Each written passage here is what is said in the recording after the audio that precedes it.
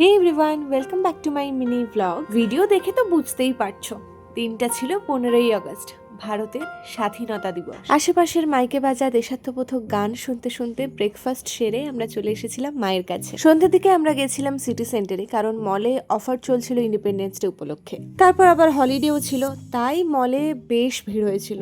তারপরই আমরাও ম্যাক্স, প্যান্টালুনস এগুলোই একটু ঘুরে দেখছিলাম। যদিও জামা কাপড়ে সেভাবে কোথাও কোনো অফার ছিল না, আমাদের আসলে দুটো শার্ট নেওয়ার ছিল।